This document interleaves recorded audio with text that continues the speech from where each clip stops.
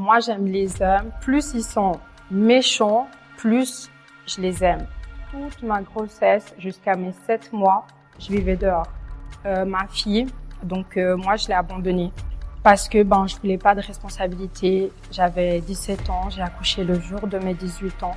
Il dit moi je vais tuer, il dit moi j'ai l'habitude de tuer, il montre les cendres de sa femme que soi-disant il a eu un accident. Wow. Et il avait les cendres de sa femme dans la chambre. Wow. Et du coup, moi, je décide en fait de repartir aux États-Unis, en Floride. Sauf que là, j'avais vraiment très clair dans ma tête que j'allais en fait, me prostituer en fait. J'avais vu la sorcière en République dominicaine avant de partir. En fait, elle te prépare justement pour quand tu vas aller travailler avec des hommes. Okay. Pour, si tu vas regarder un homme, en fait, c'est, nous on appelle ça une maîtresse. Et il va en fait attirer les hommes parce que il n'y a rien de bien. Si tu me sauves maintenant, je te donne ma vie pour toujours. Chapitre Vivant est un podcast de témoignages authentiques. Ici, on ne demande pas aux invités d'être parfaits, ni d'avoir un beau discours. On leur demande juste d'être vrais. Chaque personne est un chapitre d'une histoire plus grande, celle que Dieu écrit à travers les vies humaines. Nous sommes tous des lettres vivantes, lues par tous. Ce podcast est simplement un endroit où ces lettres sont lues à haute voix. Ici, il n'y a pas de masque, pas de langage religieux forcé, pas de format rigide, juste une personne, une histoire et du surnaturel à travers Dieu.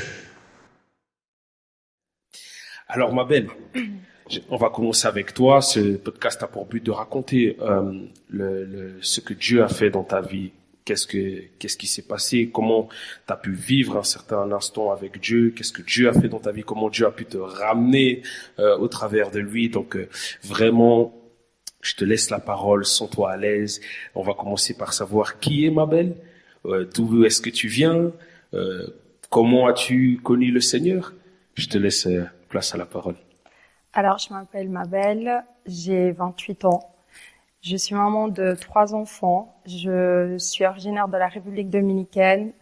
Je suis arrivée en Suisse à l'âge de 7-8 ans avec mon papa. Du coup, j'ai fait toute ma scolarité ici et tout ça. En étant petite, j'ai grandi sans ma maman. Donc, j'ai dû quitter la République dominicaine où j'habite avec ma grand-mère. Okay. Et du coup, je suis venue ici en Suisse avec mon papa. Et puis, où j'étais pas avec ma maman et tout ça. C'était une période assez compliquée. À l'adolescence, il y a beaucoup de traumas par rapport à cette enfance, en fait, sans ma maman qui sont arrivés. Donc, voilà. Après, j'ai jamais, depuis petite, connu vraiment Dieu parce que ma belle-mère, du coup, la femme à mon papa, était athée. Okay. Mon papa était catholique, mais j'avais jamais eu une personne en fait qui me parle de Dieu, qui allait être là pour me guider en fait vers son chemin. Donc après je l'ai connu par la suite parce que comme il dit, je t'ai marqué depuis le ventre de ta maman. Wow. Donc voilà. OK. Et pourquoi la Suisse? Enfin, ton papa est venu en Suisse parce qu'il a des origines suisses ou? Alors non, il s'est marié en fait. Il a connu du coup ma belle-mère qui est suisse. OK. En République dominicaine. Et par la suite, il s'est marié, ils sont revenus ici. Il a eu 2 enfants avec elle. Ouais. Et vu qu'il a vu que ma maman, depuis que j'étais née, en fait, elle m'avait abandonnée entre sortes, parce qu'elle a dû partir de la République dominicaine, où elle s'est retrouvée dans un pays sans papier. Donc, elle pouvait pas voyager pour aller me voir et tout ça. Donc, moi, j'ai grandi avec ma grand-mère, dont c'était une vie un peu compliquée, parce que ma grand-mère, elle est pauvre. La famille de ma maman, ils ont pas trop de recours en fait financier, tout ça. Donc mon papa il m'a ramenée en Suisse pour que j'aie une meilleure vie.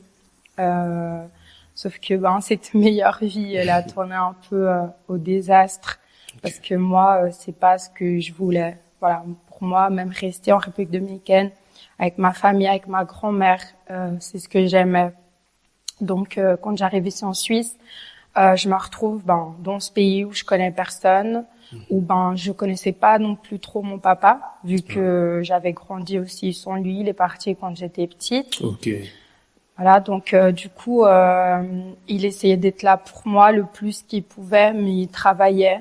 Donc, après, ma belle-mère, elle m'a vraiment donné tout l'amour qu'elle pouvait, sauf que pour moi, c'était pas ce que je voulais.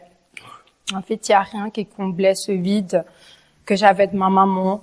Donc, mon papa, il essayait de tout me donner, vraiment, que je puisse être le mieux. Mais ça allait pas. En fait, j'avais cette frustration, j'avais cette haine. Même à un moment, j'ai commencé à avoir de la haine, de la rage. Je voyais mes frères et sœurs avec leur maman, mes amis à l'école avec leur maman. Et en fait, moi, j'étais là sans ma mère.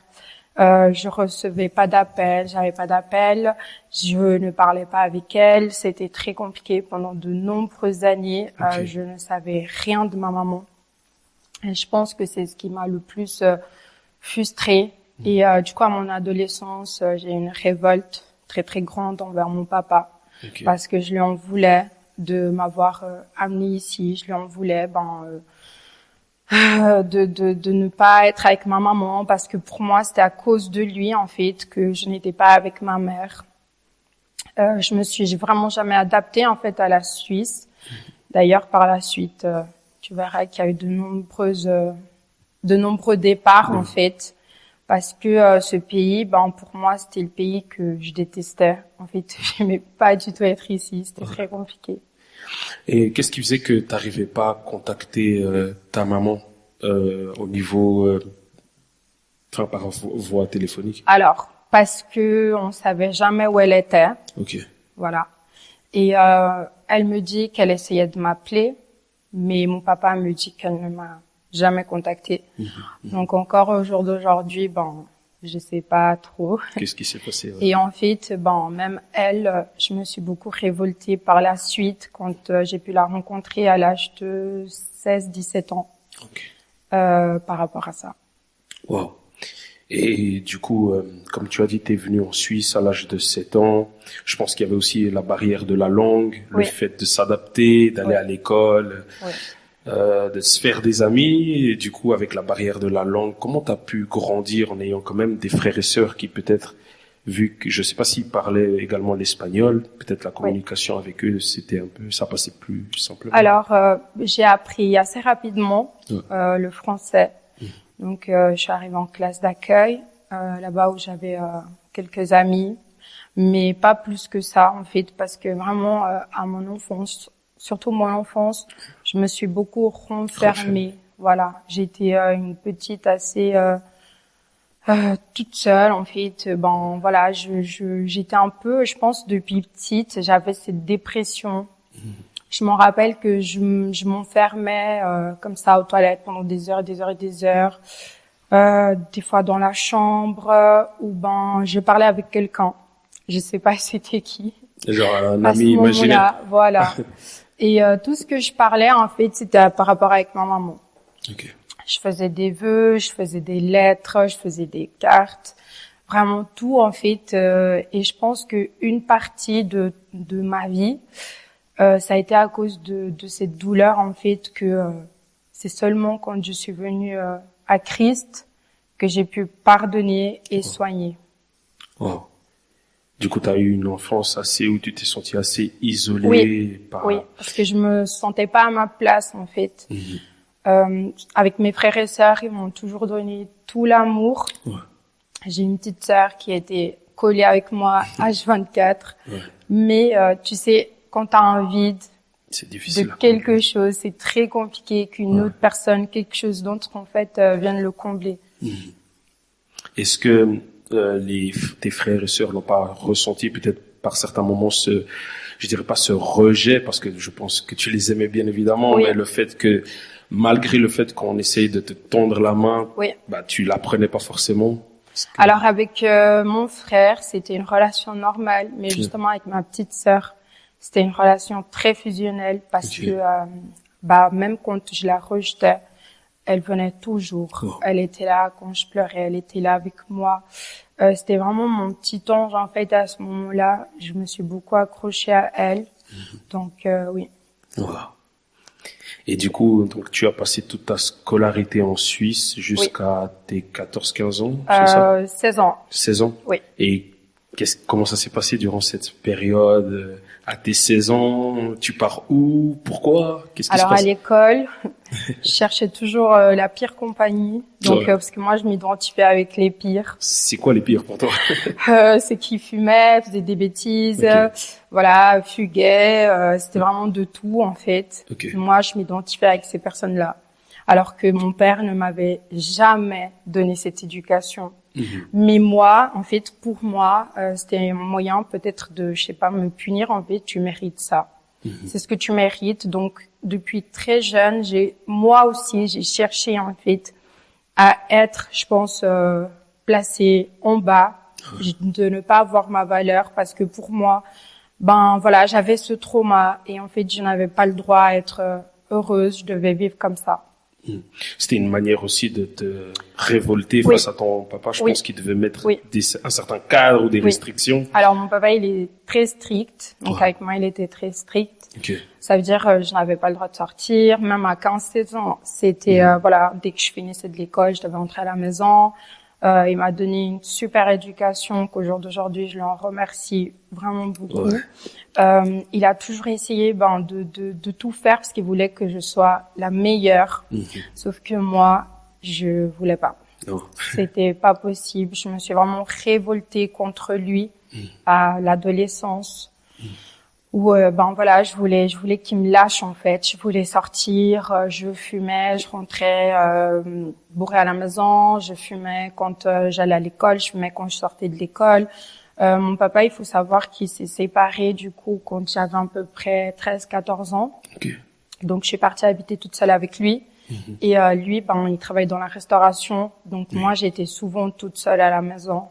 Et c'est à ce moment-là où en fait, je lui ai échappé de ses mains, quoi. Voilà.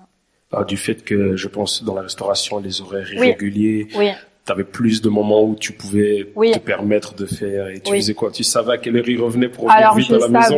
Je savais à quelle heure il revenait. Il finissait à 11h. Donc, il arrivait vers 11h30 à la maison. Donc, moi, je sortais à ce moment-là, fumer, je sortais, boire. J'avais, comme je t'ai expliqué, des amis pas très bien. Fréquentable. Donc voilà, et je rentrais toujours en fait parce qu'on habitait au rez-de-chaussée. Donc je sautais par la fenêtre parce que lui il savait comment j'étais, donc il m'enfermait en fait à la maison. Mais moi je sautais par la fenêtre et je sortais, puis avant qu'il rentre, je rentrais à la maison et tout ça. Et comment il a réagi quand il a commencé à voir que il perd un peu le contrôle peut-être vis-à-vis de toi, ou bien quelle était sa réaction? Alors mon papa, il est tombé malade, donc il a eu des ulcères à l'estomac en fait à cause du stress, parce que je lui donnais beaucoup de stress en fait. Il pleurait, c'était très compliqué pour lui de me voir en fait dans cet état-là. Alors que il m'a ramené ici pour avoir une meilleure vie, pour être bien élevé. Puis en fait moi je suis partie à l'opposé de tout ce qu'il m'a inculqué. Donc lui il dormait plus la nuit. C'était très compliqué de voir sa fille en fait dans cet état. Donc il pleurait, il est même venu s'en rendre malade en fait. Et moi je voyais pas ça. Et du coup, donc t'es resté avec ton papa jusqu'à un certain âge ou avant de partir? Oui, après je suis allée au COFOP à Lausanne. Donc là, du coup, c'était encore plus compliqué. Moi, je me suis vraiment révoltée contre mon père, donc je suis allée le dénoncer. Du coup, à la direction. Donc moi, ils m'ont placée Quand tu en dis foyer. désolé de te couper, quand tu dis le dénoncer par rapport Ben, à je ces disais restrictions. que oui, à cause de ces restrictions, Ok. je disais qu'il me frappait, je disais Ok. que mon père il était pas gentil avec moi, mais c'est parce que j'avais des amis qui étaient en foyer et Ok. je voyais en fait qu'eux ils pouvaient sortir, ils pouvaient faire ce qu'ils voulaient. Donc moi je voulais en fait être comme Cette ça. liberté. J'acceptais pas les règles que mon papa m'imposait.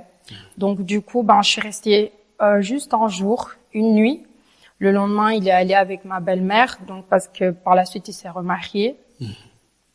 Donc je suis allée avec lui et tout ça. Ils l'ont interrogé, ils ont vu qu'il y avait pas gravement des violences en fait, que j'avais beaucoup menti sur beaucoup de choses, donc ils m'ont relaissé rentrer à la maison avec lui. Et c'est là où ils décident de m'envoyer en République dominicaine. Chez ta grand-maman. Oui, parce que c'est ce que je lui disais aussi. C'est ma révolte, c'est parce que je voulais qu'il m'envoie en République dominicaine. Je voulais plus rester en Suisse, donc je faisais tout en fait, vraiment de tout, pour que il se fatigue ouais. et que il puisse me renvoyer. Ok. Et suite à sa décision de te renvoyer en République dominicaine, t'étais contente à ce moment-là de Oui. te dire que tu vas retrouver ta famille Oui. et t'es partie sans aucun souci? Oui, j'étais heureuse Ok. même. Donc je suis arrivée chez sa maman, sauf que T'avais quel âge à ce moment-là où t'es 16 ans. 16 ans toujours, ok. Je suis arrivée en fait du coup chez sa maman. Sa maman elle est aussi très stricte. Là-bas, ils habitent pas dans les favelas, donc du coup sa maman elle habite dans un quartier bien.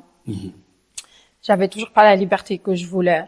Donc quand j'allais voir ma grand-mère, parce que ma grand-mère du coup en République dominicaine, elle habite dans les favelas, Ok. où il y a vraiment la vraie vie de là-bas, la Ouais. pauvreté, tout ça. Mais moi, c'est ce que j'aimais être là. Petit quartier un peu mouvementé. Oui, oui. Et du coup, par la suite, je décide de partir vivre du coup avec ma grand-mère du côté de ma maman. Donc là, du coup, c'était encore pire parce que j'avais vraiment commencé à fumer. J'étais vraiment dans la drogue. Ça veut dire que c'était du matin au soir. Je devais être shootée. Ouais. Et du coup, là, ma famille en fait commence à dire à mon papa qu'ils arrivent pas avec moi, que là-bas la vie en fait c'est pas comme en Suisse. Là-bas, c'est très compliqué. Et moi, je voyais pas le danger. En fait, j'ai jamais vu le danger dans tout. C'est comme si je me lançais et je savais pas les conséquences qu'il pouvait avoir derrière. Donc du coup j'arrive là-bas, je recommence à fréquenter les délinquants, les voleurs, les prostituées, c'était ça mes amis en fait. Moi je me sentais bien là. Donc là je commence à avoir une autre manière de penser, c'est plus la manière de révolte de la Suisse, un peu je fume, je fugue, voilà vite fait. Là, c'était vraiment devenu un autre niveau, parce qu'il faut savoir que là-bas, la violence et tout, c'est pas du tout comme ici, Ouais, c'est très fort. Et je sors de nouveau des mains de ma famille. Donc là, à ce moment-là, il y a ma maman qui intervient. Elle a dû voyager, parce que mon père lui a dit, je te la donne en fait. Moi, j'arrive plus, je sais plus quoi faire. Donc à ce moment-là, ma maman vient en République dominicaine.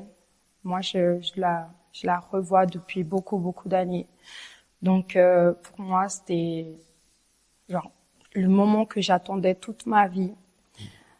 J'étais bien avec elle pendant un certain temps. T'es partie vivre chez elle en République dominicaine ou elle est venue vivre? Elle est venue en vacances. Ah, ok. Voilà, elle est venue en vacances. Du coup, pour moi, j'étais bien, j'étais heureuse, j'étais avec ma maman, tout ce que je voulais. Sauf que quand elle repart, moi, en fait, j'ai cette haine avec elle. Pourquoi tu m'as abandonnée? Pourquoi tu m'as laissée? C'est à cause de toi que j'ai passé tout ça, en fait. C'est à cause de toi que je suis comme ça. J'avais besoin de toi. J'avais besoin que tu m'appelles. J'avais besoin d'un message. J'avais besoin d'un signe de vie, en fait, de ta part.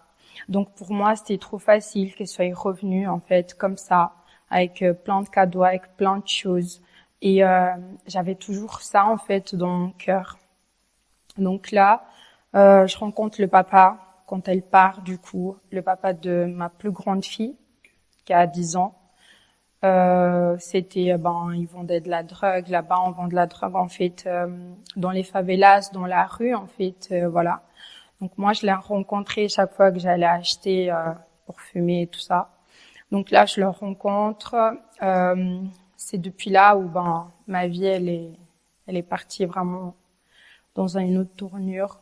Donc là, voilà, c'était, des coups, c'était une relation hyper toxique. Il me frappait enceinte devant sa maman.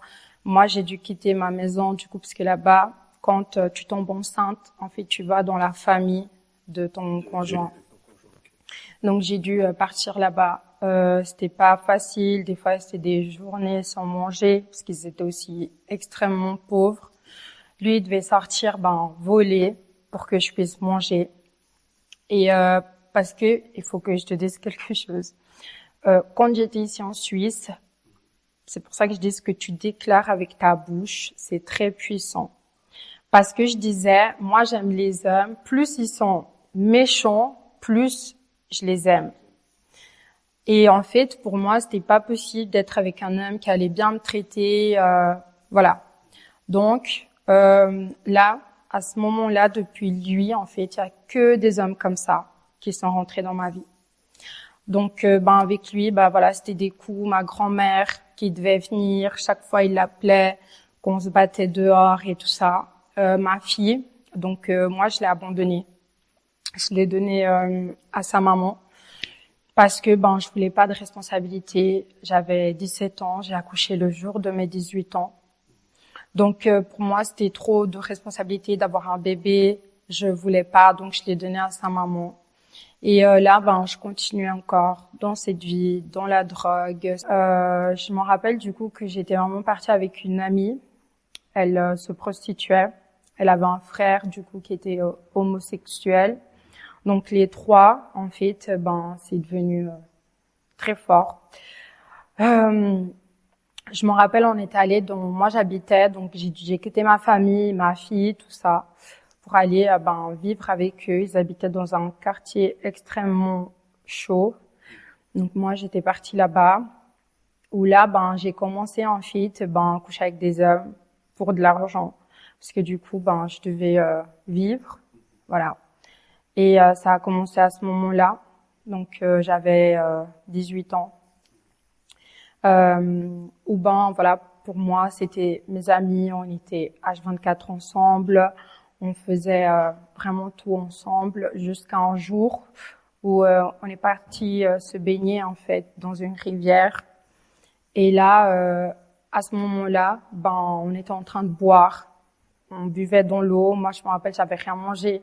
J'avais pas non plus cette expérience de fumer, boire en même temps. Je sais pas s'ils avaient mis quelque chose d'autre dans l'alcool. Je sais juste que il y a un moment, je ne me rappelle plus de rien. Donc trou noir. Je me suis réveillée donc chez ma famille, alors qu'ils habitaient hyper loin.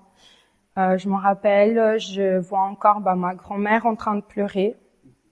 Je vois du coup ma grand-mère, ma tante, tout ça, en train de pleurer, tout ça.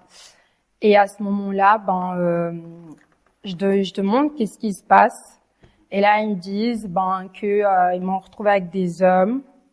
Donc moi, je ne peux pas te dire qu'à ce moment-là, j'ai été violée par tous ces hommes, mais je sais qu'en tout cas, un d'eux, oui. Et en fait, à ce moment-là, ma famille me disait, tu vois, tes amis, c'est ça va te laisser ça.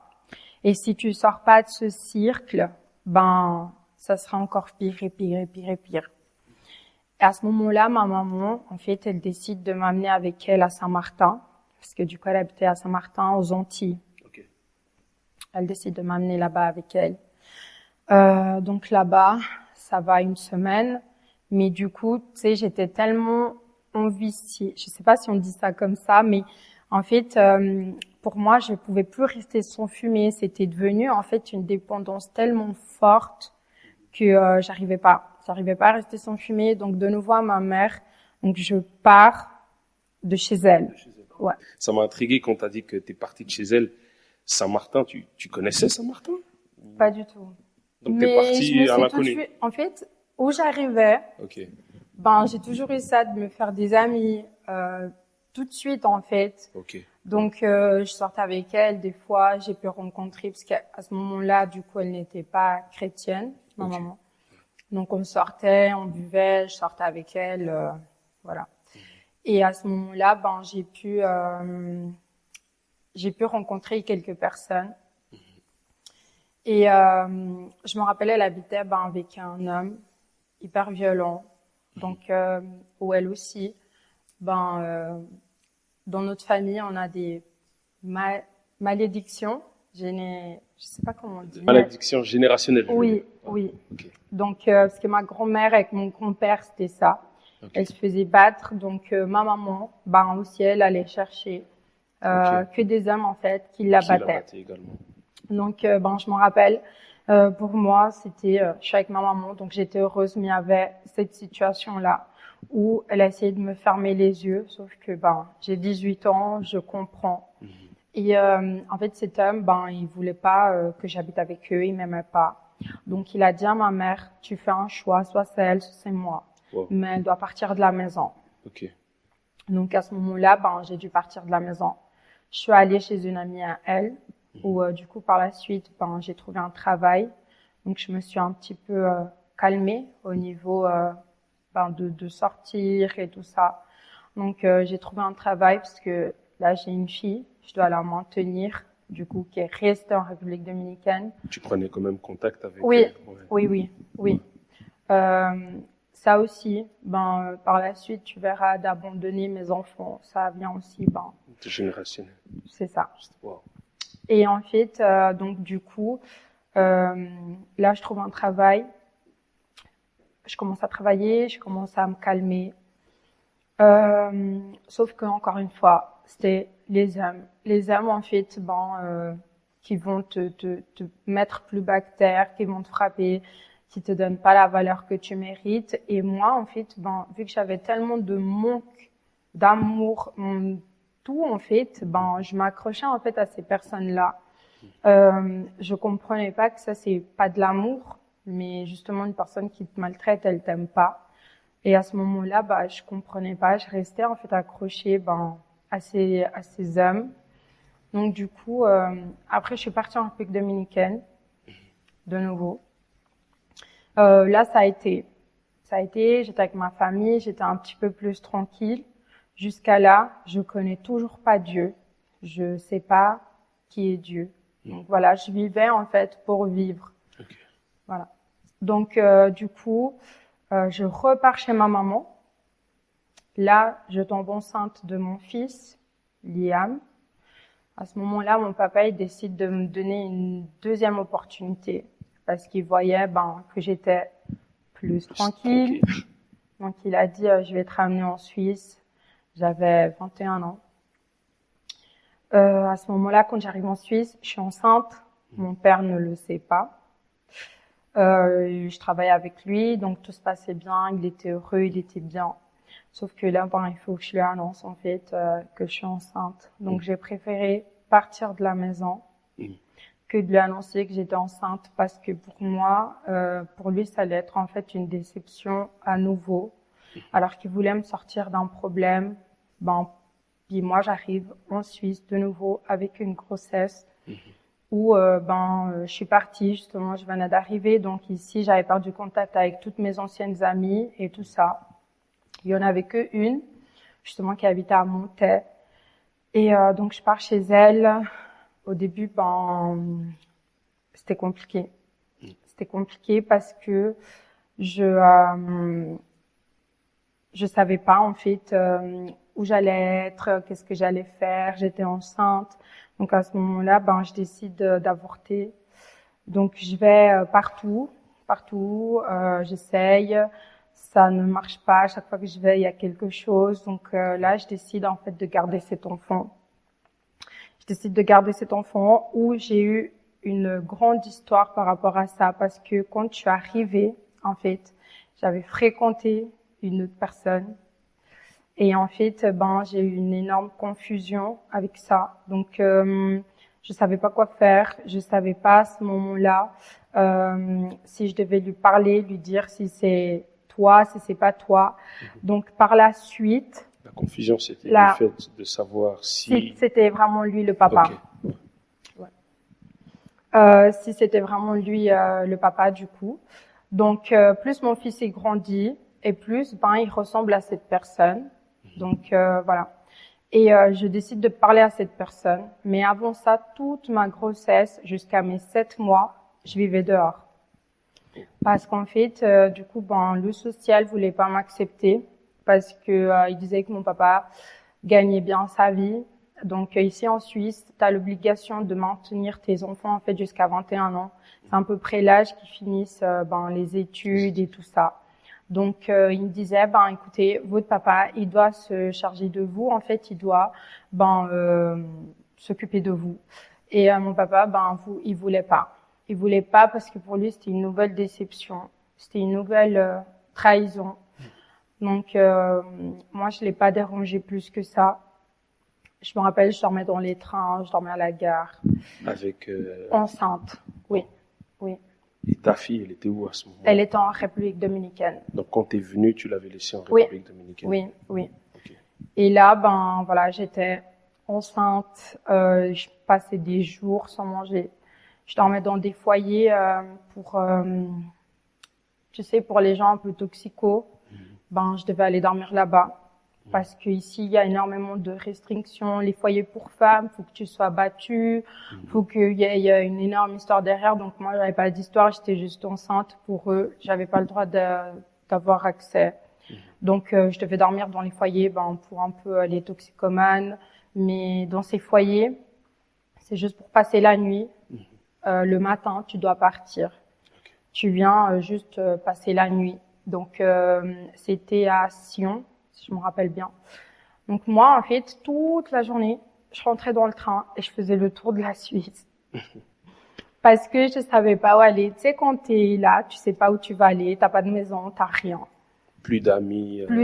T'as pas d'argent. En fait, c'était ça ma vie. Là, j'ai passé un énorme désert, vraiment très très fort. J'ai trouvé ma maison, du coup mon appartement, donc le social. Après qu'ils ont vu que c'était très compliqué avec mon papa, que j'arrivais vraiment pas, donc je suis allée après 6 mois, donc ils m'ont accepté. J'ai trouvé mon appartement 1 semaine avant d'accoucher mon fils. Donc là, j'ai pu faire ma petite vie avec lui, où je me suis un peu posée. Je me suis posée, j'ai un peu réfléchi. Là, j'ai commencé à dire, je veux ramener ma fille en Suisse. Donc, j'ai commencé à faire toutes les démarches pour ramener ma fille. Donc, ma fille vient en Suisse. J'habite avec mes 2 enfants. Je suis stable. J'ai retrouvé une stabilité. C'était pendant le Covid, du coup. C'était pendant le Covid. Et là, en fait, il y a une dépression énorme qui rentre dans ma vie, une culpabilité. Là, c'est plus ma maman, c'est plus mon papa, en fait, c'est moi. C'est j'ai abandonné mes enfants, tu vois, cette culpabilité en fait de maman. Et j'habitais à Aigle, du coup, j'habitais à Aigle. Je me rappelle que je dormais plus, j'avais une peur nocturne, c'était vraiment une peur en fait, je devais dormir avec toutes les lumières. Je ne pouvais plus dormir. Si j'allais faire pipi ou comme ça, je devais porter mon fils, en fait, dans les bras. Cette maison, elle m'avait, je sais pas ce qu'il y avait là, je sais pas pourquoi je me sentais comme ça. Et en fait, dis-toi que là, j'étais tellement devenue parano que je décide de tout quitter. Du jour au lendemain. Du jour au lendemain. Alors que ma vie a commencé à se mettre en place. J'ai commencé un apprentissage, j'étais bien, j'étais stable, mais en fait, il y avait ça, j'arrivais pas à avancer, c'était horrible. Et là, je dis à mon papa, je pars d'ici, je pars chez ma mère, j'ai besoin d'elle. J'ai dit, j'arrive plus à être en Suisse, je sais pas ce qui arrive, je sais pas qu'est-ce qu'il y a, j'étais en dépression, vraiment très très forte. Et là, ma maman me dit, écoute, viens. Donc j'ai donné tous mes meubles, j'ai tout donné à une dame et je suis partie. J'ai tout quitté. Avec les enfants. Avec mes 2 enfants. Et là, quand j'arrive chez ma maman, je lui dis, je veux partir aux États-Unis. Je veux partir travailler dans un strip club. J'ai dit à ma mère comme ça. Parce qu'à ce moment-là, elle n'était pas chrétienne. Et moi, il y a quelque chose, en fait, j'ai toujours montré à mes parents qui j'étais. Enfin, ils savaient qui j'étais, que j'étais pas facile et que quand j'avais quelque chose dans la tête, en fait, je le faisais par-dessus eux. En fait, voilà, je m'en foutais, en fait, à ce moment-là. Donc là, je pars aux États-Unis. Mais qu'est-ce qui t'emmène à aller aux États-Unis? Je veux dire, t'avais de la famille là-bas? Oui. Des amis? Oui. Okay. J'avais de la famille, du coup, le frère à ma belle-mère. Lui, il était là-bas, donc je suis d'abord partie chez lui. Okay. Il était avec une femme. Du coup, ils m'ont super bien accueilli au début. Là, je dis, je vais travailler dans un strip club, c'est le plus facile. J'avais essayé de chercher dans la restauration, je trouvais pas. Donc, du coup, j'ai dit, c'est ça que je veux faire. Et je rentre là, dans ce monde où j'avais jamais été, mais qui m'a, à ce moment-là, en fait, j'aimais être là. J'aimais ça parce que c'est comme si, en fait, toutes ces filles-là, elles sont toutes avec des traumas. Elles ont toutes des traumas. Là, tu vas jamais trouver une fille, en fait, que toute sa vie, elle a été rose, qui a été bien. C'est toutes des filles qui ont énormément de traumas, en fait. Et moi, je me sentais à ma place parce que je me sentais comme elle, en fait. On était toutes pareilles. On était toutes pareilles. On avait, cet abandon, tout ça. Et en fait, on se réfugiait, en fait, là-dedans. Donc, je commence à travailler là. Sauf que, à ce moment-là de ma vie, ça se passe pas comme je veux. J'ai pas l'argent que je veux. En fait, dans cette vie, Dieu m'a toujours empêché d'atteindre, en fait, une somme d'argent. En fait, alors que tu vois que, en ce moment-là, je m'apprêtais, tu vois, tout le monde me disait, t'es jolie et tout ça. Mais moi, il y a toujours eu quelque chose, en fait, qui m'a bloquée. Et je disais, mais pourquoi, en fait, j'arrive pas à percer? Pourquoi j'arrive pas à avoir plus d'argent? Pourquoi, en fait, j'arrive pas? Donc là, je retourne chez ma mère. À Saint-Martin. Oui, du coup. Où, ma maman, là, elle me donne mes enfants. Elle dit, maintenant, tu vas t'occuper de tes enfants. Et, j'avais plus où vivre non plus. Donc, ma maman ne pouvait plus me garder chez elle. Donc, avec mes enfants encore, on se retrouve à la rue. Et là, je rencontre un homme qui me dit, écoute, tu peux venir chez moi. Je te laisse être chez moi et tout ça. Donc, on a commencé à avoir une relation sentimentale. Mais moi, je pense que cet homme, c'était vraiment le diable dans ma vie. Et c'est par rapport à ça, en fait, que j'ai connu Dieu. Par rapport à cette relation. Parce qu'au début, tout était bien. Tout était parfait. Et d'un moment à un autre, en fait, j'ai appris qu'il prenait de la coke, du coup. Et il devenait très violent. Il me frappait devant mes enfants. Jusqu'au jour d'aujourd'hui, ils ont beaucoup d'images dans leur tête. Je dois aller faire voir un psychologue pour traiter tout ça. Il frappait mes enfants. Il me frappait devant eux. On devait sortir à 2, 3, 4 heures du matin. En fait, chaque fois qu'ils rentraient bourrés, coqués, on devait partir en courant, sans chaussures, en pyjama, comme ça, se cacher derrière les voitures, derrière les murs. Je devais appeler des gens qui viennent me récupérer parce que pour moi, c'était une honte tellement grande, en fait, d'aller chez ma maman. Et j'étais devenue tellement indépendante de cet homme que ma maman allait me chercher là-bas. Mais moi, je voulais pas partir. Pour moi, en fait, c'est ce que je méritais. Je voulais pas partir. Je restais là, en fait. Je restais à subir ces maltraitances, ces miettes, tout le pire, en fait, qu'ils pouvaient me donner. Moi, je restais là. Et je me rappelle, j'étais tombée enceinte. Il m'avait tellement frappée, en fait, que j'avais perdu le bébé. J'ai fait une fausse couche. Et du coup, ma maman, en fait, je pense que c'est une des choses pour laquelle elle a rendu sa vie à Dieu. C'est par rapport aussi à cette situation où elle en pouvait plus parce que tout le monde lui disait, il va tuer ta fille. Il me frappait dehors, les gens ils couraient chez ma mère, allaient la chercher et tout. Et moi, je persistais à rester dans cette relation parce que pour moi, je valais pas plus. Pour moi, c'était ce que je méritais. Pour moi, c'était ça en fait, c'était ma vie. Et je me disais, si je meurs, tant pis. Parce que aussi, depuis toute mon adolescence, j'avais énormément de tentatives de suicide. Donc, je me coupais les veines. Je pensais à m'empoisonner. Pour moi, je voulais plus vivre. Vraiment, ça a duré, je pense, jusqu'à mes 22 ans, par là.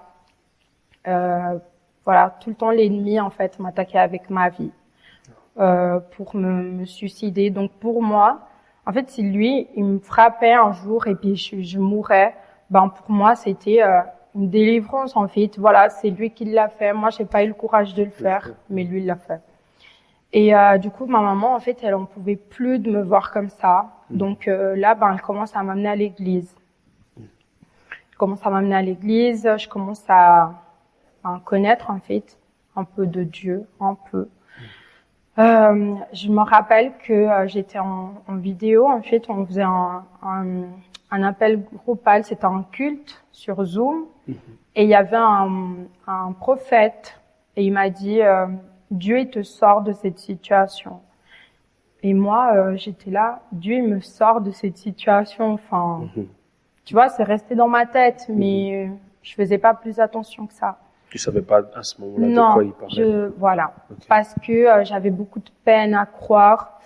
Les gens qui parlent en langue, la manifestation du coup du Saint-Esprit, les gens qui dansent, jusqu'à ce que Dieu l'a fait avec moi. Et là, j'ai compris vraiment ce que c'était. Donc là, je me convertis, mais plus pour faire plaisir à ma maman. J'allais à l'église, je m'habillais avec modestie, mais c'était pour plaire à ma mère en fait. Voilà, j'avais mes 2 enfants, donc je travaillais, on était dans notre petite maison, j'allais à l'église. Mais il y avait un vide dans mon cœur. Je connaissais pas Dieu encore. Voilà, j'allais à l'église, je savais qu'il y avait un Dieu, mais sans plus. Et là, justement, à l'église, avant que je me convertisse, ça a été une lutte très très grande parce que déjà, je m'asseyais tout le temps derrière. Et on me disait tout le temps, tu vas prêcher la parole du Seigneur. Dieu va t'utiliser avec de nombreuses femmes.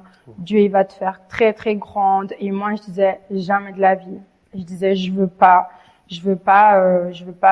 prêcher. Je veux rien qui vienne de Dieu en fait. Je disais pourquoi il va m'utiliser moi alors que toute ma vie j'ai fait n'importe quoi. Enfin je disais ces gens peut-être parce qu'ils me voient, parce qu'ils voient que ma mère elle est chrétienne, ils me disent ça. Donc chaque fois on me disait tu veux te convertir, moi je disais tout le temps non. Non. Jusqu'à ce qu'un jour, on faisait une veillée. Et là, en fait, la pasteur, c'est la première fois de ma vie où j'ai eu la présence du Saint-Esprit, en fait, où j'ai vraiment senti Dieu dans ma vie, où je m'en rappellerai de ce jour toute ma vie. Elle m'appelle, donc je passe devant, elle prend ma main, et elle me dit, c'est la dernière fois de ta vie que tu vas tenter de t'enlever la vie. Parce qu'à partir de ce moment-là, en fait, tu es maintenant à moi.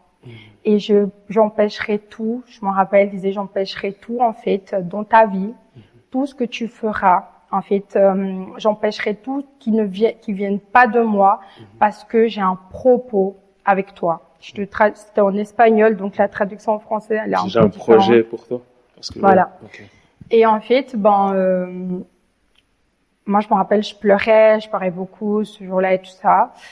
Mais il n'y avait pas encore cette connexion avec Dieu. Voilà, j'ai reçu cette prophétie, j'ai pleuré, j'ai senti que ça venait de Dieu, j'ai senti qu'il y avait quelque chose surnaturel, mais j'avais pas encore cette accroche. Et là, le passeport à mon fils, il est plus valable. Donc, genre, je dois aller en République dominicaine, oui. Ah ouais, parce qu'il était dominicain. En fait, le passeport suisse. Ouais, passeport suisse, ouais, pardon. Mais du coup, il y a qu'en République dominicaine le plus près une ambassade suisse. Ok. Donc là, je dois aller lui refaire son passeport. Ok. Et là, avec mes sœurs, c'était, voilà, j'ai commencé à sortir. J'ai commencé à fumer. j'ai commencé à boire. Je me suis complètement éloignée de Dieu. Là, j'ai rencontré le papa de ma dernière fille. Ok. Du coup, qui était un délinquant très très fort. Et en fait, là, je tombe complètement amoureuse de lui. Je pense que aucune relation que j'ai eue dans mon passé peut se comparer avec celle-là. Et là, en fait, je tombe vraiment amoureuse de cet homme et je lâche tout. De nouveau, je repars en fait au plus profond, mais là encore pire qu'avant. Et du coup, quand je rencontre cet homme, ce qui se passe, c'est que il était tellement dans la délinquance, il était vraiment très très très fort. Moi, je décide de tout quitter pour lui. Donc là, il y a, je me rappelle, il y avait des problèmes avec les gens d'un autre cartel et tout ça. Ils étaient fait tirer dessus. On lui avait tiré dessus 5 fois.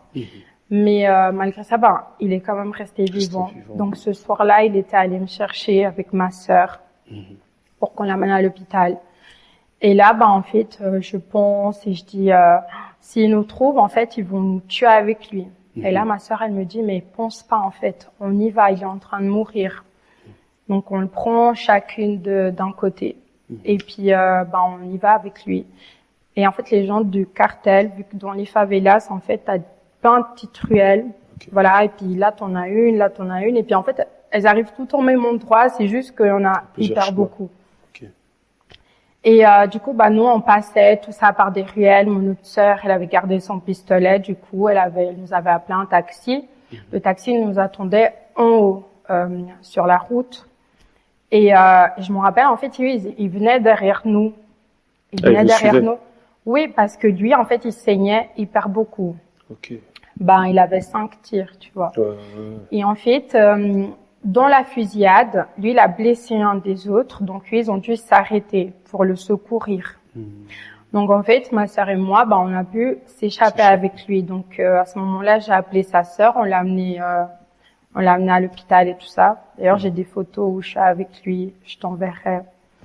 Et du coup, quand on l'amène à l'hôpital, je reste avec lui. Toutes mes économies, tout ce que j'avais amené, donc sont partis avec lui. En fait, avec tout ça, fallait payer l'hôpital, les policiers, fallait tout payer. Et malgré ça, en fait, il a dû rentrer en prison parce qu'il avait énormément de problèmes, de plaintes. Donc, pendant qu'il était en prison au bled, c'est pas comme ici, en République dominicaine, c'est pas comme ici. Tu peux aller à n'importe quand, à n'importe quel moment. C'est toi qui dois amener à manger, c'est toi qui dois tout faire là-bas. Okay. Donc moi, je lui apporte à manger tous les soirs, à manger à midi. Je le soignais. Voilà, je le soignais. Je le soignais tout le temps. J'allais tous les jours 2-3 fois parce que là-bas, les prisons, elles sont très, très, très sales. Il y a énormément de bactéries. Puis justement, pour pas qu'il attrape une bactérie, parce qu'il avait encore toutes les plaies ouvertes. Donc voilà. Après, il fallait payer l'avocat justement pour sa liberté. Donc c'est moi qui a tout pris en charge. Donc je l'ai fait sortir de prison. Et ça, c'était avec tes économies que tu avais. Oui. Okay. Oui. Moi, parce que sa famille, ils sont extrêmement, mais vraiment extrêmement pauvres. Okay. Et lui, il est rentré dans cette vie à cause de ça, en fait, parce qu'il disait qu'il aimait les bonnes choses. Donc pour lui, son seul moyen, c'était de voler, de vendre de la drogue, de commettre des crimes, en fait. Ce qui se passe beaucoup en Amérique latine, surtout, voilà. Et à ce moment-là, il sort de prison, donc il était très très très têtu. C'était une personne qui écoutait pas. Il recommence en fait une fusillade parce qu'il a la haine par rapport à ce qu'on lui a fait. Donc ce soir-là, moi j'étais avec lui. Il y avait une énorme fête dans les favelas. Moi j'étais avec lui et je me rappelle qu'il y a une fusillade tellement grande qui s'est armée ce soir-là. Il y a eu 10 morts. C'est passé dans le journal. Il y avait eu plein de blessés, au moins 30 blessés. C'était quelque chose très très fort. Les blessés, c'était uniquement les gens du cartel ou non, également tout, parce qu'il y avait vraiment une fête. Et là-bas, quand il y a les fêtes, il y a vraiment tout le monde qui va, Exactement. même des personnes âgées, tu vois, c'est une fête. Et du coup, il y avait beaucoup de personnes, justement, qui n'étaient pas du tout du cartel, en fait, beaucoup de personnes innocentes qui ont été blessées dans cette fusillade. Et moi, je m'en rappelle, il m'a poussé comme ça dans une maison et il m'a dit, tu sors pas d'ici. Moi, je vais partir, mais toi, tu sors pas d'ici. Et je me rappelle, Liam, il était resté avec sa maman. Et à ce moment-là, en fait, moi, je pense qu'à mon fils, tu vois. Et dans cette fusillade, lui, en fait, il a donné 2 balles dans le dos à la femme du chef, en fait. Chef Voilà. du cartel adverse. Voilà. Ok. Donc, le lendemain, moi, je savais pas du tout. Oh là. Le lendemain, il y a ma famille, tout le monde qui est en train de me chercher. Moi, je m'étais cachée, dans cette maison, j'étais pas sortie de toute la soirée. Et là, en fait, tout le monde me dit, ils vont te tuer. Donc, le soir même, ils sont allés chez mes sœurs. Ils ont cassé la porte parce qu'ils savaient que j'habitais là avec mes sœurs. Mes sœurs, elles étaient pas là. Ils sont allés chez ma grand-mère. Ils sont allés chez ma tante. En fait, et ils me cherchaient parce qu'ils disaient, tu l'as touché, nous, on sait que c'est elle. Elle va ramasser aussi. Donc, moi, j'ai dû fuir. J'ai dû partir à la campagne pendant 1 semaine. Et c'est là que ma maman et mon papa, ils ont su dans quoi est-ce que j'étais. Parce que là, personne ne savait encore. Ma famille ne savait pas. C'est à partir de ce problème-là, justement, parce que ma famille, ils avaient cette persécution. Ils avaient peur de sortir. Mes sœurs, elles ont dû aller se cacher. Et là, en fait, je me suis rendu compte dans quel problème j'étais. Sauf que je comprends pas. Je pense que là, l'ennemi, il voulait absolument me détruire, en fait. Il voulait absolument me détruire, sauf que j'ai toujours eu cette main divine qui a toujours été sur moi. Même dans ces pires moments, tu sais, d'erreur. Au jour d'aujourd'hui, je peux dire que lui, il ne s'est pas fait tuer avant parce qu'il a toujours été avec moi. Et comme j'avais cette protection divine, en fait, ça pouvait pas le toucher. Mais tu vas comprendre après par la suite. Et en fait, je décide de partir avec lui à la campagne. Donc, à ce moment-là, il y a la police, il y a le gang qui est en train de le chercher. Dans mon pays, la police, en fait, ils ont le droit de te tuer quand t'es un délinquant, que tout le monde en a marre de toi, que c'est très compliqué, que t'es armé, qu'ils savent que t'es armé. La police ont le droit, en fait, de te tuer. Donc là, il y avait la police qui était à sa recherche. Il y avait le gang qui était à sa recherche. Il y avait un autre cartel qui était à sa recherche. Et en fait, nous, on est partis se cacher à la campagne. Et là, quand je pars me cacher avec lui, donc là, j'ai plus d'économie, j'ai plus rien. Et je me rappelle, lui, il sortait quelquefois voler comme ça pour qu'on puisse manger. Il avait ramené vraiment tous les gens de son gang. Moi, j'étais la seule fille à la maison, donc c'était tous des délinquants. Donc, si la police arrivait à ce moment-là, tout le monde part. Et je me rappelle que moi, je lui disais, tu sais, le jour où on va venir te tuer, parce que lui, il savait qu'il allait mourir. Il savait, il avait pas d'espoir de vie. Il le ressentait? Oui, oui. Et moi, je disais, je vais mourir avec toi. Alors, quand on va venir te tuer, je vais me mettre devant toi. Mais moi, je vais jamais laisser que tu partes tout seul. Et je lui disais. Et je me rappelle dans la chambre, en fait, sa maman, elle m'idolâtrait tellement parce qu'elle voyait comment j'aimais son fils, que j'avais toujours essayé de le protéger. Sa maman, elle faisait beaucoup de sorcellerie, mais mauvaise. Et je me rappelle dans sa chambre, en fait, j'avais trouvé des papiers en nœud avec mon nom et le nom de son fils. Où elle nous avait fait tellement de choses, en fait, justement pour pas que je le laisse, pour qu'on soit liés, pour plein de choses, en fait. Pour que tu sois amoureuse de lui. Oui. Ok. Et moi, je comprenais pas pourquoi j'arrivais pas à quitter. En fait, c'était horrible. D'ailleurs, je suis venue comme ça, je faisais peut-être 55 kilos. Et à ce moment-là, je suis enceinte. Donc, et dès que j'étais enceinte, j'ai fait 2 mois avec une menace d'avortement. 2 mois où je suis pas allée chez le médecin, 2 mois où en fait, c'est comme si je m'en foutais de cette grossesse. Je saignais tous les jours, je saignais. Pour moi, j'étais en train d'avorter, donc je me disais, c'est un avortement, et puis voilà. Et je me rappelle la dernière fois que je l'ai vu. À part ça, il y avait les femmes, donc beaucoup de femmes m'écrivaient parce qu'il avait pas de téléphone, donc quand il sortait, c'était pendant une semaine. Des fois, moi, je restais à l'attendre à la maison pendant 2-3 jours, pendant un jour, tu savais jamais où il était parce qu'il avait pas de téléphone. J'étais toujours avec cette préoccupation. Il s'est fait tuer, il va lui arriver quelque chose. Et en fait, lui, il faisait sa meilleure vie, donc il était avec des femmes. Je le savais par la suite parce qu'elles m'envoyaient des photos avec lui et tout ça. Mais t'arrivais quand même pas à le quitter. Je pardonnais. Je pardonnais, je restais là. Et le pire, je pense qu'il m'a fait, c'est qu'il m'a ramené une femme là-bas. En fait, ils étaient dans une fusillade, il était avec elle. Et leur seul endroit pour aller se cacher, c'était à la maison. Donc, il l'a ramenée avec lui. Et moi, j'étais avec cette femme-là, dans la même maison, le soir. Et il m'a dit, je veux pas de dispute, en fait. Tu vois, il y a personne qui se dispute, c'est comme ça et c'est tout. Donc, je me rappelle le lendemain, là, quand sa maman, elle voit que c'est vraiment très fort, la persécution qu'il y a avec lui, elle l'envoie chez un sorcier. Pour eux, c'était un sorcier haut placé qui lui a donné, donc moi, je vais avec lui. Je me rappelle quand je vais avec lui, le sorcier me regarde comme ça. Il fait que de me regarder, il me regarde. Et moi, je suis là en mode, pourquoi il me regarde autant, tu vois?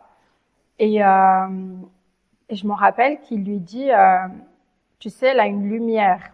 Il lui dit juste comme ça, à lui. Et lui, il lui dit, ah bon? Puis elle lui dit, oui, elle a une lumière très grande. Donc un sorcier.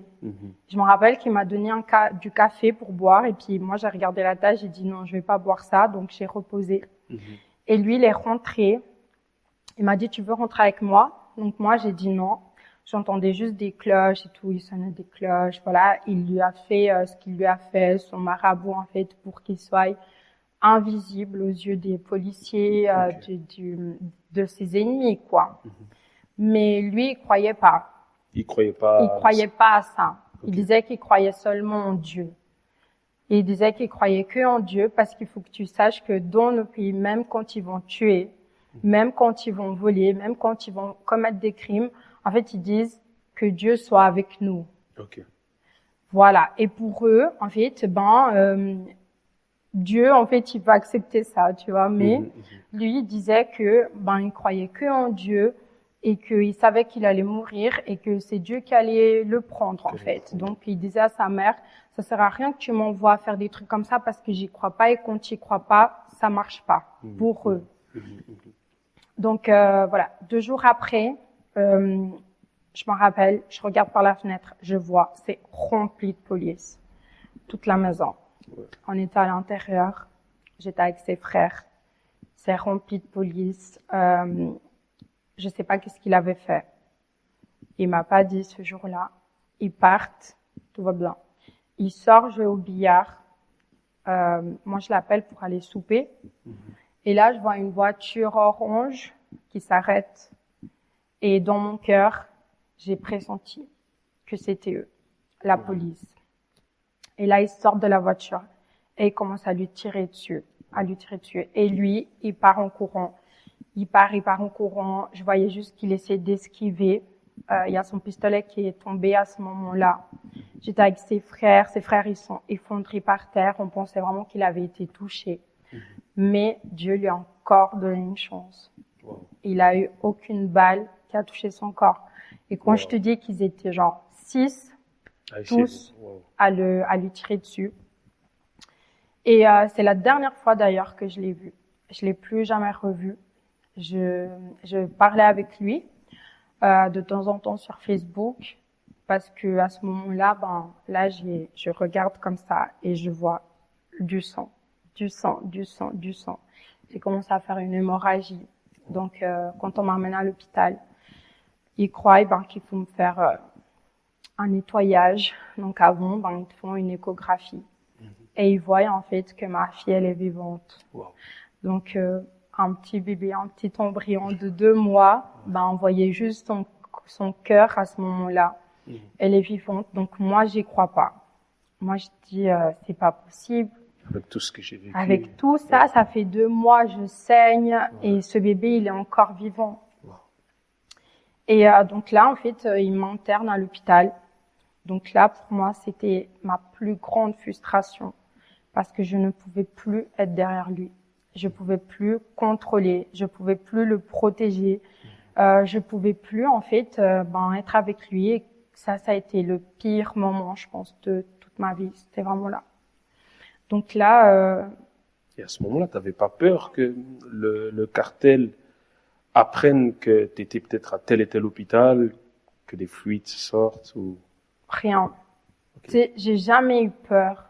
Même quand on me cherchait, même quand ma famille était en désespération.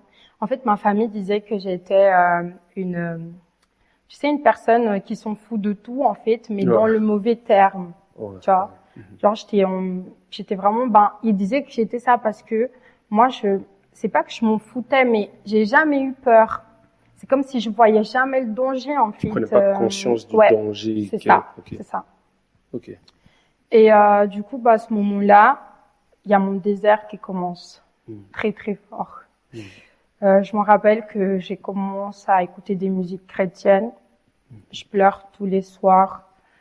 Je pleure parce que je suis dans l'indécision de je garde cet enfant, mais si je le garde, en fait, c'est comme dans moi, je savais qu'elle allait grandir sans papa.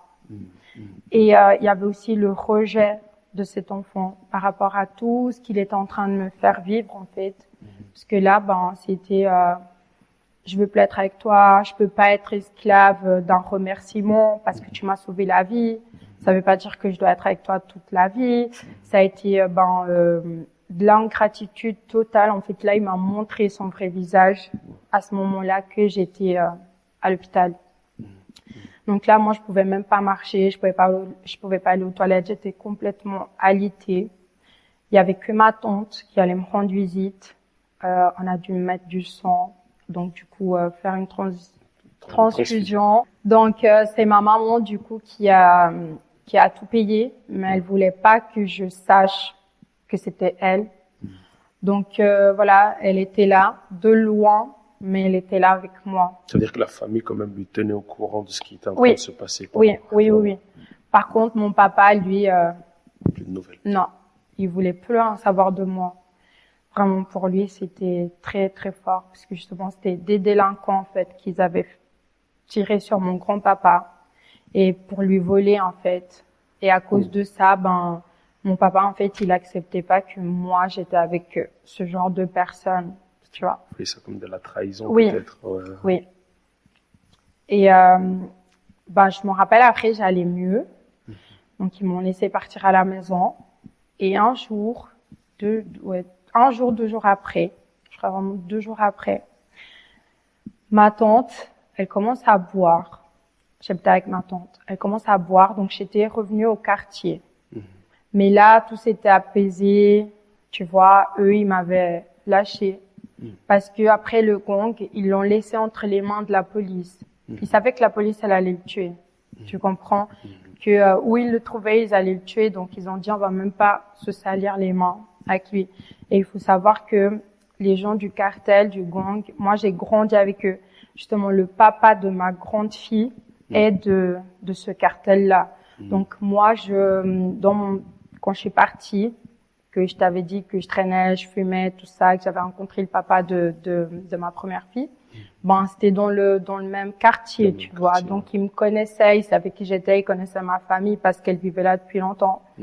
Donc après, ils ont laissé tomber ça avec moi. Moi, je suis retournée chez ma tante. Et 2 jours après, ma tante, elle était en train de boire, elle écoutait des musiques, de la salsa, une salsa qui parle, que il dit quand je vais mourir, faut pas que tu me pleures et tout ça, une salsa en fait qui parle de la mort. Et là, j'ai une amie qui m'écrit, elle me dit ils ont tiré sur le papa de ta fille. Et puis moi, là, à ce moment-là, je me dis, bon, sa famille va s'en occuper, tu vois, parce qu'il m'avait bloqué, moi je l'avais bloqué, on n'avait plus contact. Mais la seule phrase que je me rappelle que je lui ai dit à lui, c'est que j'avais de la peine pour lui, en fait, et que Dieu ait miséricorde de lui. C'est la dernière fois que j'ai parlé avec lui. Et je lui ai dit ça, et après on s'est bloqué mutuellement. Et en fait, à ce moment-là, je reste comme ça sur le canapé. Il y a quelque chose qui me dit qu'il est mort. Mais moi, j'y crois pas. Donc, je dis à ma tante, et il s'est fait tirer dessus et tout. Ma tante, elle baisse la radio et puis elle me dit, mais ça, on devait s'y attendre. Enfin, voilà, on attendait. C'est malheureux, hein, mais on attendait ce moment, en fait, cet appel, ce message. Et là, je dis, écoute, écris à sa mère, écris à sa sœur, je sais pas, moi, je parle plus avec lui, j'ai plus contact avec lui. Et là, en fait, elle m'a réécrit encore une fois, 30 minutes après. Elle me dit, mais t'as regardé, t'as parlé et tout. Et puis elle me dit, son meilleur ami, elle me dit qu'il s'est fait tuer. Mais elle me dit son meilleur ami. Et à ce moment-là, moi, je dis, non, c'est pas possible. Puis elle me réécrit. Elle me dit, mais t'es tranquille, enfin, tu t'en fous. Moi, je dis, mais si lui s'est fait tirer dessus et qu'il est vivant, c'est bon. Et là, elle m'envoie la photo. Où il est couché sur le lit de l'hôpital. Il a juste un tir là, au milieu, dans le torse. Et je me rappelle quand je vois cette photo, je me suis effondrée. Ma tante essayait de me retenir, j'arrivais pas. Je suis sortie dehors dans la rue, je criais comme une folle. Je regardais le ciel, je disais à Dieu, pourquoi il m'a fait ça? Pourquoi tu m'as fait ça? J'en voulais à Dieu, je lui disais, je veux plus rien savoir de toi, genre tu m'as enlevé l'homme que j'aimais le plus.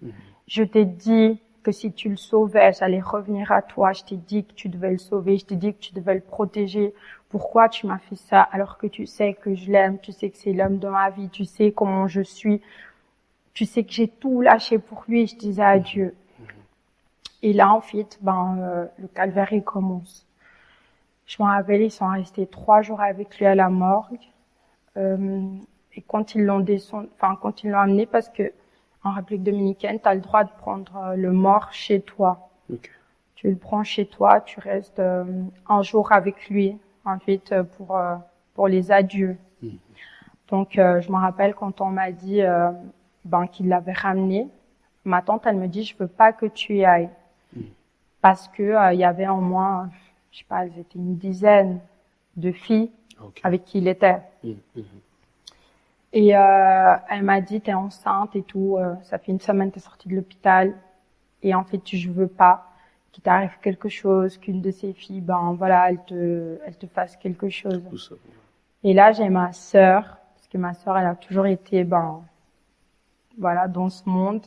Elle me dit, j'ai un couteau et tout, on y va en fait, tu dois le voir. Donc à ce moment-là, je descends avec ma sœur. C'était rempli de gens. En fait, je pense tous les délinquants, tous les gangs, ils étaient venus. Là-bas, c'est comme ça. Tu vois, quand ils tuent un délinquant, ils viennent tous, ils boivent, ils font la fête pour les adieux. Quand je rentre dans la maison, je vois le cercueil et en fait, je l'ai vu. Mais j'ai eu un choc émotionnel. J'ai eu un choc, je m'en rappelle plus de rien. De rien du tout. Et pour moi, j'ai pas pu aller à l'enterrement parce que ma famille m'a pas laissé aller à l'enterrement. Et après ça, j'ai eu un rejet avec ma fille. Je voulais plus avoir cet enfant. Pour moi, il y avait la trahison. Ta fille, celle que t'étais enceinte ou dont tu sais. Okay. Oui. Je voulais plus la voir. Je pleurais tous les soirs. J'ai fait une énorme dépression. Je suis partie habiter avec ma sœur. Je le voyais la nuit. Il me laissait pas tranquille. C'était un mauvais esprit, en fait. Et j'ai de nouveau cette peur nocturne. Il me fait peur. Je le vois partout. Je commence à devenir folle, en fait. Je commence à me tirer les cheveux. je pouvais plus dormir toute seule. Ma sœur devait être avec moi H24. Et tout ça fait que ma fille, elle est née une très grande prématurée parce que je pense qu'elle n'arrivait plus. Donc elle a eu comme un arrêt cardiaque. Son cœur, il battait plus en fait. Il battait vraiment, je pense, les derniers battements. Et là, j'ai eu une césarienne d'urgence. Donc ils ont pu la sauver. Je l'ai pas vue pendant une semaine. Ils ont pu la sauver. Et du coup, ben là, quand je la vois, en fait, c'est sa tête, c'est lui. Et moi, je la rejette, en fait. Parce que je me dis, je peux pas, je m'en voulais. Je me rappelle, je pleurais comme ça, je lui disais, mais comment tu peux m'aimer, en fait, alors que je t'ai amené au monde et tu n'as même pas de papa, tu n'as rien. Ton papa, il s'est fait tuer. Je m'en voulais tellement, en fait, d'avoir choisi cette vie pour ma fille, du coup, que là, ben, je la rejette. Je m'en rappelle que c'est ma sœur qui dormait avec elle. Ma sœur dormait avec elle, ma sœur lui changeait la couche, ma sœur lui donnait à manger. Et petit à petit, ben, Dieu, il a commencé à me donner cet amour, à la surprotéger, même au jour d'aujourd'hui. Je la surprotège. Et là, ben, ça suffit pas. Je commence vraiment à voir un désert où, tu sais, on ne croit pas, mais quand tu désobéis Dieu, ben, il va pas te faire un cadeau. Tu comprends? Je vois ce que tu veux dire. Donc, du coup, ben, là, j'ai commencé à voir un désert encore plus fort, donc plus à manger, plus de lait pour ma fille. Ma maman, mon papa, les deux, ils avaient désisté de moi, toute ma famille. Je me retrouvais, mon fils, je devais lui dire d'aller manger chez les voisins. Donc, il y avait les voisins qui lui donnaient à manger. Moi, je restais sans manger. J'avais juste le lait pour la petite. Donc, j'étais avec mon fils, Liam, du coup, et la petite. Sauf que mon papa, en fait, à voir cette situation de mon fils, alors qu'il est suisse, on est suisse, il a dit, c'est pas possible, en fait. Mon petit-fils, il peut pas être dans cette condition. Donc, il décide, de le ramener en Suisse. T'acceptes tout de suite ou bien? Non. J'accepte pas parce que pour moi, en fait, lui et ma mère, ils voulaient me voler mes enfants. Ils voulaient me voler mes enfants, donc j'accepte pas. Là, je dis que je veux mes enfants, sauf que ils ont dit pas du tout dans l'état que tu es là, c'est pas possible que tu aies tes enfants. Donc moi, une révolte. Je repars aux États-Unis, donc je laisse ma petite qui a 6 mois à ce moment-là. Et tu pars avec les deux? Non, mon papa a pris Liam, donc il a pu le ramener en Suisse. La grande était avec ma maman. Et moi, j'avais que la petite. Et du coup, moi, je décide en fait de repartir aux États-Unis, en Floride. Sauf que là, j'avais vraiment très clair dans ma tête que j'allais en fait, me prostituer en fait. Je disais ça, je disais là, moi, je n'en ai plus rien à foutre de rien, pardon pour le terme, mais voilà, j'ai plus de motif en fait pour vivre. Je veux plus vivre, je veux plus rien faire, je veux juste voilà, être comme ça dans le monde. Donc là, je laisse ma fille. Je pars là-bas. J'étais en Floride, à Jacksonville. Là, je rentre dans un club où il y a que des Cubaines. Je travaille avec plein de filles cubaines, du coup. Et là, je commence à voir en fait toutes ces filles. Elles ont chacune une histoire en fait. Elles ont chacune une histoire. Elles ont toutes des très grandes souffrances. Et là, je commence à me dire, en fait, si j'aurais été encore avec Dieu, j'aurais pu les aider en fait. Et après, il y avait l'ennemi qui revenait me disait, mais t'es plus en Dieu en fait, t'es comme elle, donc tu peux pas les aider, tu vas jamais sortir de là. Et moi, je m'en rappelle, j'étais allée voir une sorcière pour qu'elle me fasse justement, j'avais quelque chose au pied. Et ça, c'était en Floride? Oui. Mais j'avais vu la sorcière en République dominicaine avant de partir. En fait, elle te prépare justement pour quand tu vas aller travailler avec des hommes. Pour, si tu vas regarder un homme, en fait, c'est, nous on appelle ça une maîtresse. C'est un esprit mal du coup. En fait, il va en fait attirer les hommes parce que dans cette vie il y a rien de bien. Donc du coup je me rappelle que là j'avais pris la grosse tête parce que j'attirais énormément d'hommes. Je m'étais fait beaucoup d'argent, j'étais bien. Je me rappelle que pour moi ça marchait bien en fait ça, tu vois. Et là, un jour, il y a un client qui rentre et il veut personne. Il veut personne. Toutes les filles lui approchent. Il dit non, qu'il veut rester tout seul. Et 1 heure avant qu'on ferme, il m'appelle. Et quand il m'appelle, il me parle de Dieu. Le client? Oui. Oh. Il me parle de Dieu. Et il me dit, je me rappelle, il me parlait tellement avec un amour de Dieu que moi je le regardais comme si je disais mais lui il est fou en fait.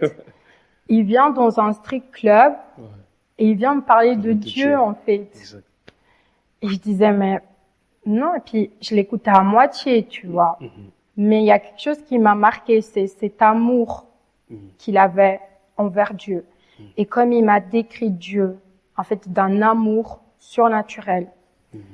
Et je me rappelle qu'il m'a dit, moi je veux rien avec toi, parce que moi je lui ai dit, on y va. Il m'a dit non, je veux rien avec toi. Il a dit, moi je suis juste venue boire un verre tranquille et voilà. Et en fait pour moi, j'étais restée choquée. Mais là Dieu commence à me donner des signes, parce que le lendemain, il y a un autre client qui vient, un client. C'était un habitué de là-bas, mais il venait pas tout le temps. Et ce jour-là, il dit, je veux une dominicaine. Alors que j'étais la seule. Et ça faisait, depuis que j'étais là, qu'il n'était jamais allé au club. Donc, comme il savait qu'il y avait une dominicaine, je sais pas. Et une des filles, elle vient me chercher, elle me dit, va le voir et tout, il dit qu'il veut une dominicaine. Donc, moi, je vais vers lui, et il me dit, je vais te donner tant. Et là, moi, mes yeux, ils sont ouverts comme ça. Et j'ai dit, tu rigoles? Et il m'a dit, oui, je vais te donner tant, mais on doit aller chez moi. Donc, à ce moment-là, moi, je dis, ok, on y va. Donc, je pars avec lui. Ça m'avait l'air un monsieur tranquille, un monsieur bien. Je rentre chez lui. Et là, c'est transformation. C'était vraiment le diable en personne.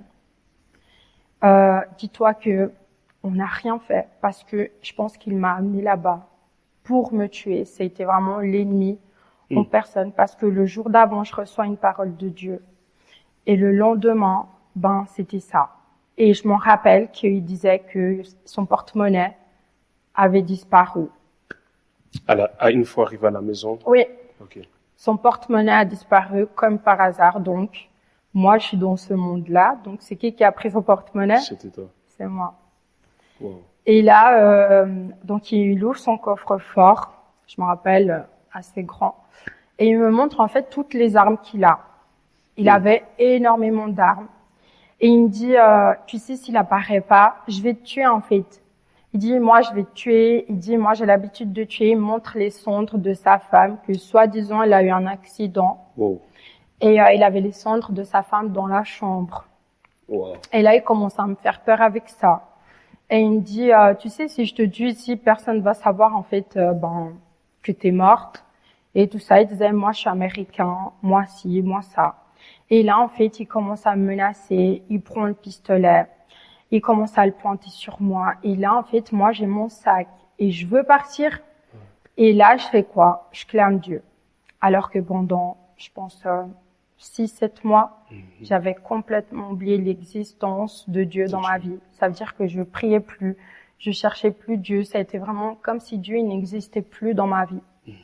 Et là, en fait, je commence à lui dire, si tu me sauves maintenant, je te donne ma vie pour toujours. Je lui ai dit, mais sors-moi d'ici. Je lui disais, s'il te plaît, je commence à pleurer.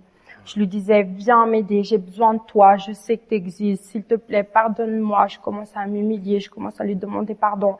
Je lui ai dit, je suis désolée pour tout ce que j'ai fait, je te promets que plus jamais je referai ça de ma vie. Pendant que tu es en train de faire Oui. appel à Dieu pour qu'il t'aide, Oui. ce type avec son arme, qu'est-ce qu'il est en train de faire? Il était à la cuisine. Ok. Il était à la cuisine parce qu'en fait, il était sous cocaïne, donc il était Ah, hyper actif. ok, ok. Il était hyper actif.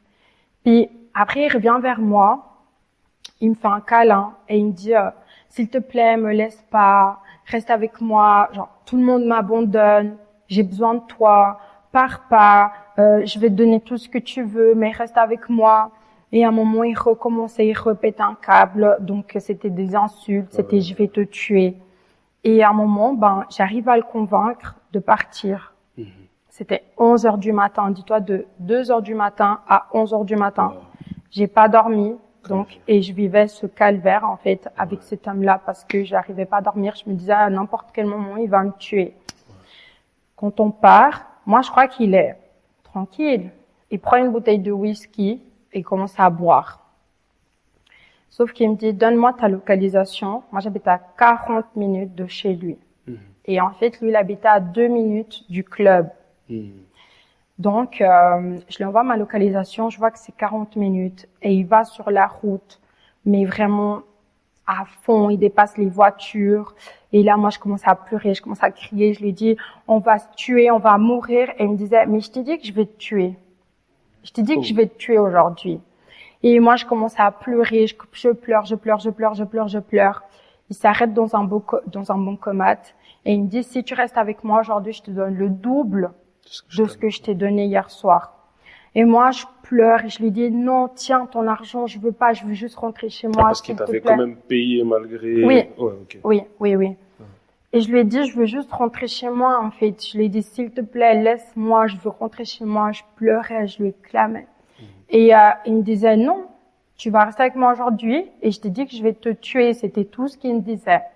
Et il rigolait, tu sais, vraiment comme un rire, genre diabolique. C'était horrible, c'était quelque chose, en fait, affreux.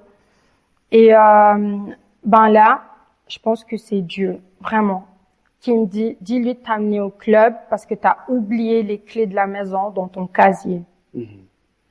Et là, il me dit, on était peut-être à 15 minutes du club, du coup. Et il me dit, mais le club, parce qu'en fait, le club, il y avait personne, il y avait pas de femme de ménage, c'était les mêmes employés qui faisaient le ménage, c'était 11h et il ouvrait à 14h de l'après-midi. Donc, lui, il savait que c'était fermé. Moi, je lui ai dit, mais non, mais il y a une dame qui nettoie, faut juste toquer, la porte, elle est fermée, mais elle est dedans. Je dis, la dame, elle est dedans. Et je lui dis, on pourra pas aller chez moi, si j'ai pas la clé, donc s'il te plaît. Donc, je commence à lui parler doucement. Et là, il décide de faire demi-tour. Et quand on arrive dans le parking, moi, je me suis jetée de la voiture et j'ai commencé à courir. En fait, il y avait une grande place où il y avait un coiffeur, il y avait un autre magasin, il y avait le club, il y avait un magasin d'habits, mais c'était dimanche, il y avait que le coiffeur qui était ouvert. Donc moi, je rentre chez lui et je lui dis, aide-moi. Je lui dis, help me. Mais lui, il comprend pas. Donc je m'assois et je suis en train de décrire à mon ami avec qui j'habitais. Je lui dis, s'il te plaît, envoie-moi un Uber maintenant, vite en fait. Et là, lui, il rentre, très gentil. Il me regarde, il me dit en espagnol, tu verras. Il s'assoit comme un psychopathe vraiment et il dit au coiffeur de lui faire les coins. Et moi, j'étais assise comme ça et dans le miroir, je voyais son regard de si je t'attrape, c'est fini pour toi. Et en fait, là, il y a le Uber qui a même pas tardé 2 minutes. Donc, je suis partie en courant. Je suis rentrée dans le Uber, je suis rentrée à la maison. Mais le soir, je retourne travailler. T'as quand même été. Tu t'es pas dit, il peut revenir. Il est revenu. Il est revenu, sauf que, dans le club, il y a énormément de sécurité. Ils ont pas le droit de te toucher. Ils ont le droit de rien faire. Ils doivent rentrer sans armes, sans rien. Et, je me rappelle qu'il avait dit à une fille, dis à ma belle que je vais lui donner tant. Et c'était une extrême somme. Et dans une semaine, moi, je devais voyager en République dominicaine. Donc, j'avais besoin de cet argent. Sauf que là, j'ai dit non. J'ai dit non. Et pendant 3 jours, jusqu'à ce que je suis partie, j'ai plus travaillé. Parce qu'en fait, j'étais effrayée. Là, je commence à avoir la peur de Dieu. Je commence à me souvenir que je lui ai fait une promesse. Et je sais que faut pas jouer avec Dieu. Même si j'étais dans le monde, c'est mieux que tu restes dans le monde que tu joues avec lui. Donc, je voyage en République dominicaine. Là, je sors dans les fêtes et tout. Mais quand je fume, je commence à avoir cette voix qui me dit arrête. Arrête, ouais. Et au début, je pensais c'est parce que j'étais shootée, que on me disait, j'écoutais ces voix, que j'étais en train de devenir folle. Mais non. Et là, je commence à avoir peur de sortir. Je commence à avoir peur de tout ce qui me faisait pas peur, que je t'avais dit que je prenais pas conscience des choses. Je commence à avoir peur. Je commence à me dire, il peut m'arriver quelque chose. Si je sors là-bas, il peut avoir une fusillade. Si, tu vois, les choses que je faisais sans peur, là, je commence à avoir peur. Et là, j'ai un coup de fil de mon papa qui me dit, si tu rentres pas en Suisse, je vais donner ton enfant à un foyer, en fait, qu'il a pas de maman, qu'il a pas de papa, qu'il a été abandonné. Et il me dit, je t'ai envoyé ton ticket, c'est à toi de voir. Oh. Si tu veux rentrer en Suisse ou si tu veux rester dans cette vie. Et là, contre cœur, je rentre ici. Donc c'était en janvier de l'année passée. 2025. Voilà. Ouais. Je rentre en Suisse et là, j'étais dans une chambre avec mon fils, du coup. Donc dès que je suis arrivée, il m'a amené mon fils. Quand t'es revenu, donc du coup tes filles, elles étaient restées là-bas. Oui, les deux. Okay. Elles étaient restées là-bas. Okay. Et je me rappelle un soir, j'ai eu Dieu qui m'a visité, où j'ai revu toute ma vie depuis enfant jusqu'à ce jour-là. Et là, tu sais, quand Dieu te met à nu, c'est horrible. Je crois que, et là, je commence à pleurer. Je m'humilie, je pleure. Je pense que ce jour-là, j'ai eu une énorme délivrance, en fait. Où là, il y a Steph. Du coup, c'est ma sœur en Christ, vraiment. À ce moment-là, elle parlait de Dieu. Elle avait mis quelque chose de Dieu dans sa story. Et là, il me dit, c'est elle. Moi, je lui ai écrit. Et je dis, je sais pas à quelle église tu vas, je sais juste que tu crois en Dieu. Et là, j'ai besoin de Dieu. J'ai besoin d'aller à l'église. J'ai besoin, en fait, j'ai besoin. Elle m'amène à l'église. Du coup, le dimanche, je vais avec elle à l'église. J'accepte pas tout de suite le Seigneur. Et le dimanche d'après, je suis allée toute seule. Et là, du coup, j'accepte. Donc, je me réconcilie avec Dieu. Wow. Sauf que là, je pense que tout va bien se passer. Mais j'ai tout ça du monde. J'ai encore ces démons qu'on m'avait mis dessus pour ces hommes, qui sont là. Donc, le soir, quand je rentre, je décide de couper, en fait, ce que j'avais. C'est quoi, une chaîne au pied? Oui. Okay. Oui. Puis le travail et tout ça, c'est genre pour te protéger, pour voilà. Okay. Et en fait, du coup, je décide de la couper, je la jette dans les toilettes. Et ce soir-là, je n'ai pas pu bouger du canapé. Je voyais les démons. Il y en avait un derrière la porte, il y en avait un à la cuisine, il y en avait un à l'entrée de la chambre où mon fils y dormait. Et en fait, moi, de minuit jusqu'à 5 heures du matin, j'étais comme ça sur le canapé. Je bougeais plus. Tétanisée. J'arrivais plus à bouger. En fait, j'ai pas prié avant de l'enlever. J'ai rien fait. En fait, j'ai enlevé, j'ai coupé, j'ai jeté. Et là, en fait, il bougeait pas non plus. Donc moi, j'étais sur le canapé, je sais pas bouger. Et vers 3 heures du matin, j'allume la télé, je commence à louer. Je loue. Je les vois plus. Donc, je cours me coucher. Quand je vais me coucher, que je suis en train de m'endormir, je les sens. Ils m'attrapent par les pieds, ils m'attrapent la gorge, ils m'attrapent les mains. Et tu sais que il y a beaucoup de gens qui croient pas, mais c'est vraiment réel. le monde spirituel est très, très, très fort. Très fort. Et en fait, là, du coup, je commence à dire le sang de Jésus. Je dis en espagnol le sang de Jésus, le sang de Jésus, le sang de Jésus. Et là, je sens en fait, qu'il me lâche. Il me lâche. J'ai pas pu dormir jusqu'à ce qu'il fasse jour. Et là, en fait, je commence à fréquenter Steph, du coup. Chez elle, c'est vraiment que j'ai eu la plus grande guerre. Wow. C'est chez elle, avec elle, que j'ai vraiment été solide avec Dieu. C'est Dieu l'a utilisé en fait pour me fortifier. Wow. Et je m'en rappelle que toutes les deux, on passait par des épreuves. Donc moi, j'avais pas mes filles, j'avais pas encore d'appartement, c'était très compliqué. Elle passait aussi par un moment difficile dans sa vie. Mais tu sais que on se levait à 3 heures du matin, on priait, on jeûnait, on était ensemble avec Dieu. On cherchait Dieu matin, midi, soir. On s'est vraiment gardé pour le Seigneur.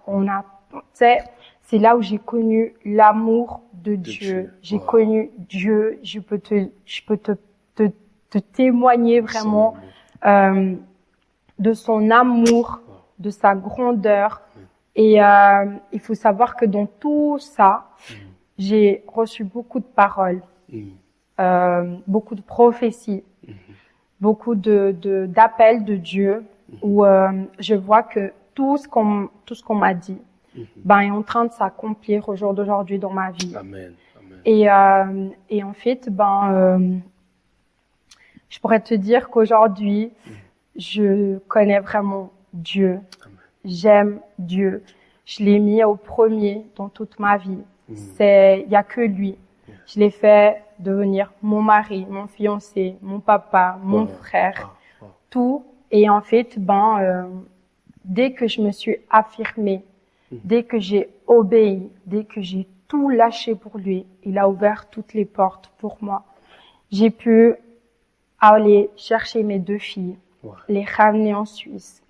Il est en train de créer un lien entre nous. C'est incroyable, on se met les 4 à prier, on cherche les 4 Dieu. Je suis en train de renouer cette relation avec mes enfants. J'ai pu pardonner ma maman, j'ai pu pardonner mon papa, j'ai vidé mon cœur. Il m'a vraiment transformée en fait. Waouh! Et je pense que ce changement a dû aussi interpeller les gens qui étaient peut-être autour de toi durant cette transition, ou bien cette période-là. Oui, beaucoup de gens croyaient pas, parce que je pense qu'ils connaissent pas le Dieu de l'impossible. Que là où personne peut, lui il peut. Là où ma famille ont désisté, lui il est venu. Wow. Et en fait, il y a que lui, il y a que lui. Et justement, il est venu pour nous, pour les personnes qu'on est perdues, qu'on pense en fait qu'il n'y a pas de sortie, qu'il n'y a rien. En fait, lui il est là et il te dit, je t'attends. Faut juste venir à moi, me laisser faire, et je mettrai l'ordre dans ta vie. Et je sais que beaucoup de personnes avaient du mal encore à voir cette ancienne Mabel avec cette nouvelle Mabel au jour d'aujourd'hui. Et je suis là aussi. C'est pour ça que j'ai pas hésité à venir pour témoigner en fait. Ce témoignage n'est pas à moi, c'est à lui. C'est lui. En fait, ce matin, je lui disais, je vais pour te rendre grâce. Parce que c'est tout ce que toi, tu as fait dans ma vie. Au jour d'aujourd'hui, mon témoignage, avant, j'avais honte de mon témoignage, d'être dans la prostitution, d'être dans la drogue, d'avoir abandonné mes enfants.